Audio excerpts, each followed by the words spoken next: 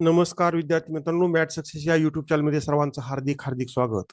आज आपण चक्रवाढ व्याज याचे उपयोजन पाहणार आहोत. त्याच्यावरील काही महत्वाच्या ट्रिक्स पाहूया आपण.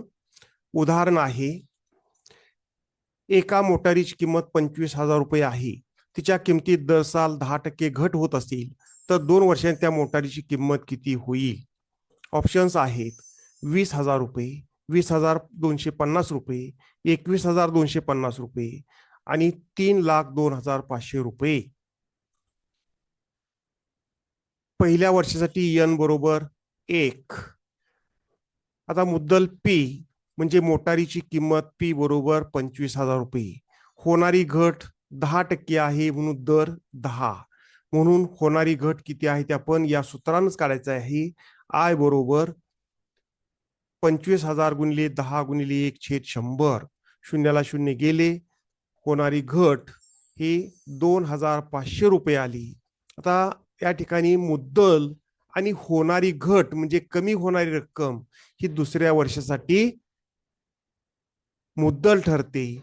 म्हणजेच 25,000 वजा 2,500 रुपये म्हणजे दुसऱ्या वर्षासाठी पी ची किंमत 25,000 वजा 2,500 बरोबर 22,500 रुपये.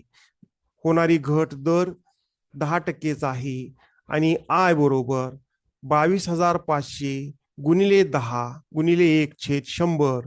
या 2 शून्याला 2 शून्य गेले. 225 गुणिले 10 बरोबर 2,225 रुपये घट होईल. होणारी एकूण घट किती आहे ते आपण बघूया.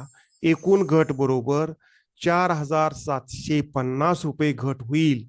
मोटारीची किंमत आहे 25,000, त्यातनं 4,750 रुपये घट होईल. म्हणजे राहणारी मोटारीची किंमत किती असेल बघूया आपण. म्हणून 2 वर्षांनी मोटारीची किंमत बरोबर 25,000 वजा 4,750 बरोबर 20,250 रुपये ही 2 वर्षांनी मोटारीची किंमत होईल. Option number 2. पुढील उदाहरण आहे, एका यंत्राची किंमत 4,80,000 रुपये आहे. जर त्याच्या किमतीत दर साल 5% घट होत असेल तर 3 वर्षांतर त्या यंत्राची किंमत किती होईल? ऑप्शन्स आहेत 4,11,540, 5,55,760 रुपये, 4,08,000 रुपये, 4,10,540 रुपये.